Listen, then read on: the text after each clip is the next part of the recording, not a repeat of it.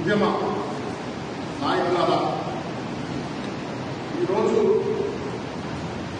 నారగోని గారి 70వ జన్మదినోత్సవాన్ని మనం జరుపుకున్నాం. నారగోని గారు మన మధ్య ఉన్నారు. నుంచి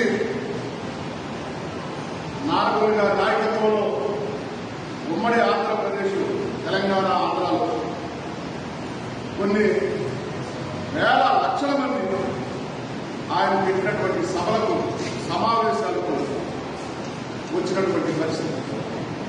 మనందరం ఇక్కడ ఆయన యొక్క జన్మదినాన్ని జరుపుకోవాలన్నటువంటి ఆలోచన విధానం ఇక్కడ నారగోని గారిని మనందరం ఆహ్వానించడం, అందుకు నారగోని గారు మన ఆహ్వానాన్ని మన్నించి వచ్చినందుకు ముందుగా వారికి ప్రత్యేకంగా జన్మదిన శుభాకాంక్షలు అందరితో తెలియజేస్తా ఉన్నారు.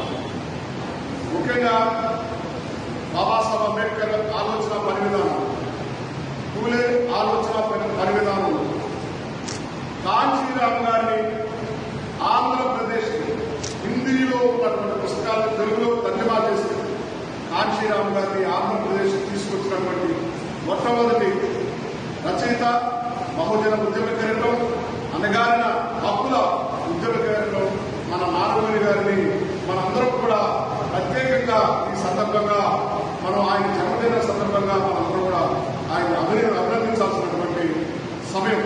అందుకే మనందరం కూడా ఈ కార్యక్రమానికి విజయవంతం చేయడానికి వచ్చినటువంటి మీ అందరికీ పేరు పేరున ఉద్యమ నమస్కారాలు తెలియజేస్తా ఉన్నాను. మీ అందరి భాగస్వామ్యం, మద్దతు ఉండాలనేది ముఖ్య ఉద్దేశం.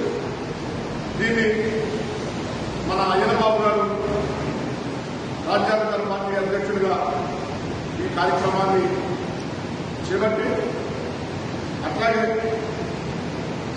రాజ్యాంగ పార్టీ మహిళా అధ్యక్షురాలుగా మన దేవి గారు, కొట్లూరు దేవి గారు ఈ కార్యక్రమాన్ని చేపట్టి, బీసీ ఉద్యమ నాయకుడు మన అన్నయ్య గురుస్వామి అన్నయ్య గారు, అట్లాగే దళిత ఉద్యమ నాయకుడు